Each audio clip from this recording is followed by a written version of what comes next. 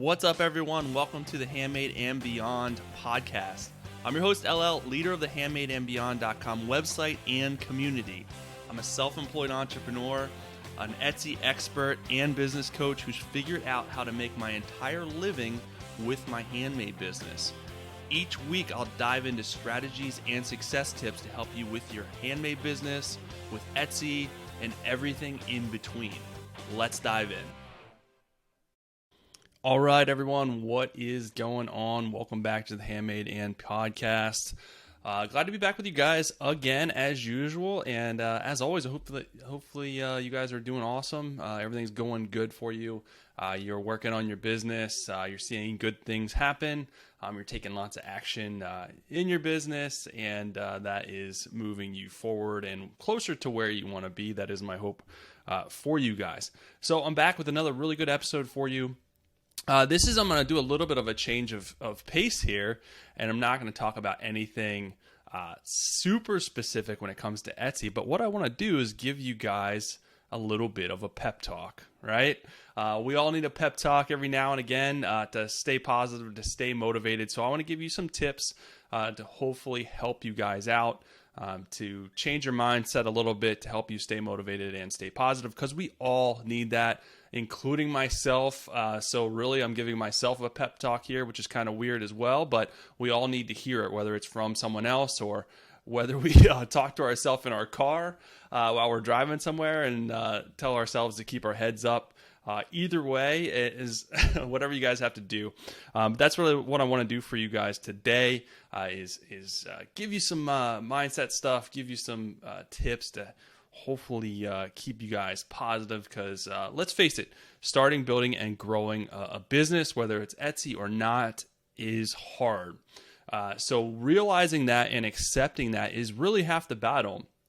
That's the reason that people fail and really get into trouble is they think that it's easy, or that it's not going to be hard, or they think that it's going to be magic and they're just going to open a shop and sales are going to roll in. And that's just not the case really with any business, unless you're super lucky. But most businesses have to work very hard to get the momentum going and to get sales. So you guys have to realize that too, when you're starting and opening a business, that it's not going to necessarily be easy. It's going to take time.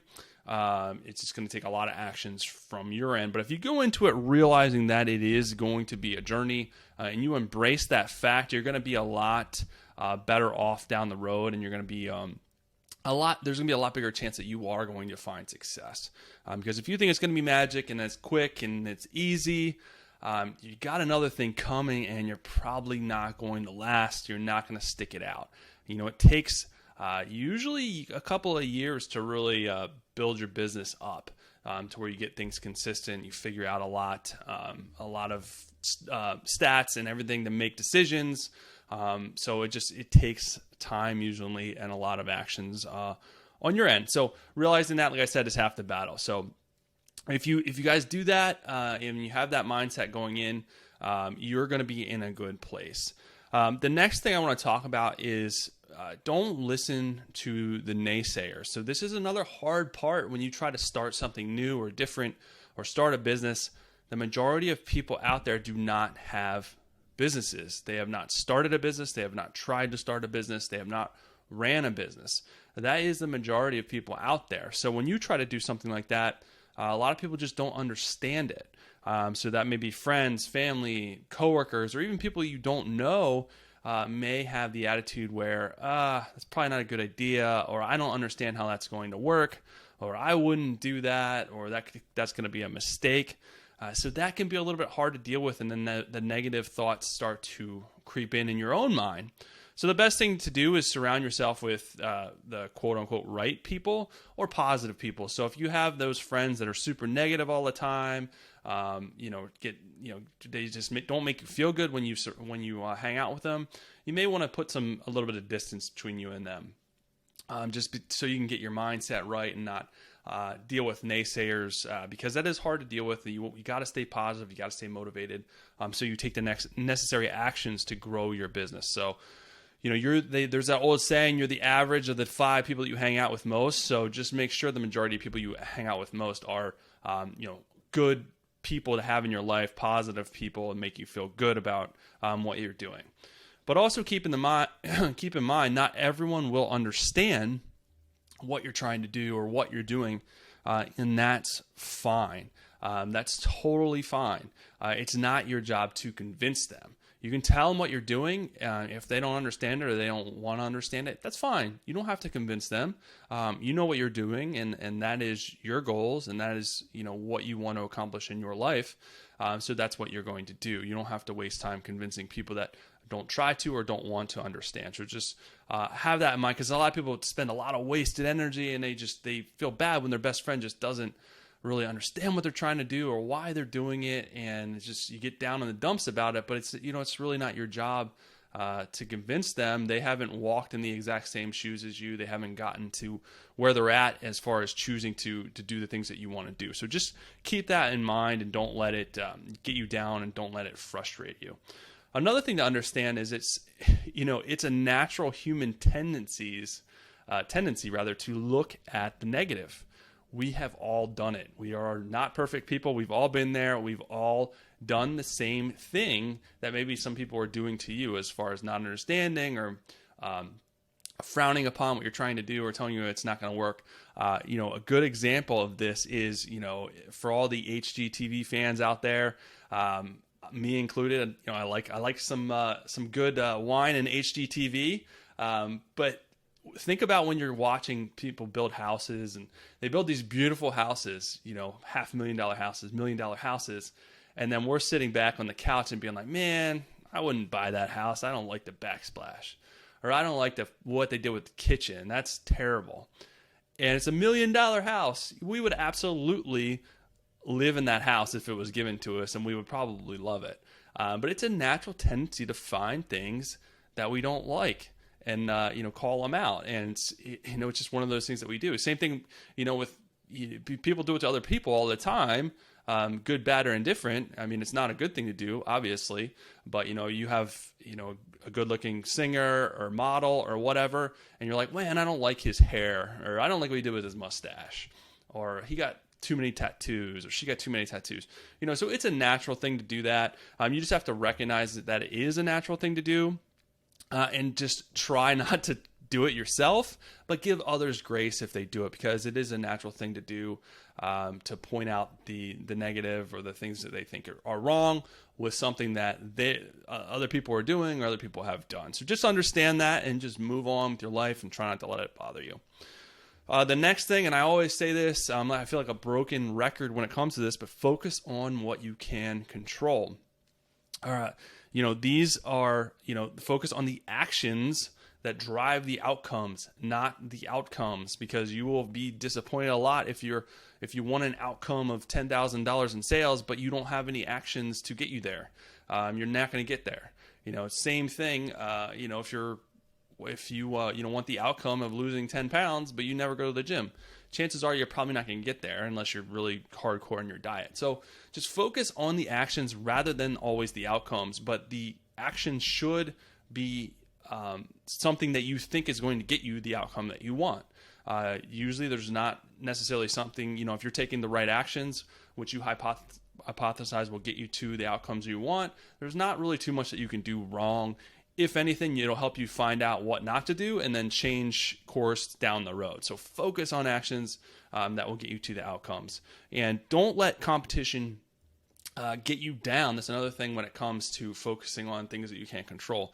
A lot of people will focus on, this person in my niche is killing it. They're getting so many sales a month or a day, and I can't even get one sale. Well, use it as a positive, because if they're doing it, you can do it too. You just have to find your way on the road, on the path. You don't know what they've done, how much time they put into it, how much they're spending on marketing, how many people are on their team helping them. You don't know that stuff. You just see what's above the iceberg, which is the sales numbers. So if they're doing it, you can absolutely do it too. You can get your piece of the pie. It also means that the market is huge, and that's a good sign. Competition is good. That means there's a lot of people buying. So then you just have to work on getting your piece of the pie with your special sauce in your niche, the things that you do differently than your competition, and you guys will and can get there as well. Then the next thing I want to talk about is, in your business, it's a lot, it's hard. It's easy, but it's easy to get into kind of like a routine, but you're like stuck. Routines can be good, but sometimes it's bad because things become, monotonous. You want to break up the monotony from time to time. So for me, sometimes instead of working in my home office, I like to go to a coffee shop or go to a park and do my computer work. I like to switch up what I'm doing at different parts of the day, so I'm not always doing things at the same time. It is good to schedule days and tasks ahead of time to keep you on track, but again, you don't want it to be super monotonous that it gets so boring and you lose interest. So you have to break it up from time to time. Take time off. Don't feel like you have to always work every single day. Sometimes you just need a break. Your mind needs a break. I know for me, if I can't think of something, if I'm trying to be creative or write something or design something and I can't think of it, a lot of times taking some time off really kind of helps reset your mind. So that's what I like to do from time to time if I'm kind of really hitting a brick wall. Time off can be good. But like I said, a lot of times just breaking up the monotony, doing your work in a different place, getting out there, out and about at a park or wherever, seeing the different scenes can be really good for your creative mind and just really good for your spirit and body and all that stuff. So try that out. That has definitely helped me. The last thing I'm going to talk about is doing stuff to really feed your mood and your mind. So a lot of times for me, I like to exercise or do something active. That is always good to get to kind of reset your body. It's good for your mind. It's good for your endorphins to stay positive. And it's a good time to think, when I go out for a run or whatever, it's really kind of the best time that I have where I get ideas and I get inspiration. So you can find your happy place with whatever you want to do, whether it's a walk, it's lifting weights, or it's kickboxing or whatever. There's a lot of options for anyone, for any age out there. So you got to find your, what you like to do. Obviously eating better, sleeping better, whatever that means for you can help. It always helps reset your mind and stay positive. That is, a known thing. So maybe that's something that you can focus on doing a little bit better job at. I've been there, or I'm there. I can always do a better job, especially with COVID. Sometimes we don't always eat the greatest, because the world's kind of crazy. So, a cheeseburger makes you feel really good. So, but yeah, we can all cut those things out from time to time. But yeah, they all feed into the positive mind and body. So you got to take care of your health, which takes care of your mood and your positivity and all that good stuff. So that's it, guys. That was my pep talk. Hopefully you got something out of that. Hopefully it inspired you. It got you positive, got you reset where you're not down. Hopefully you're not down anyways, guys, but we've all been there. I get there, but I don't usually stay there very long. So if you're there, let's not stay there. Let's not focus on that. Let's start focusing on some positive things. Maybe you're already in a good place, and this just helps put you over the top. That is awesome as well. That's what I want for you guys, because you got to be positive. You got to be motivated to continue to put the effort necessary into your business so that you can meet your goals, whether that's doing Etsy full-time someday, running your business full-time someday, doing it, to pay extra bills, or doing it to pay for that vacation.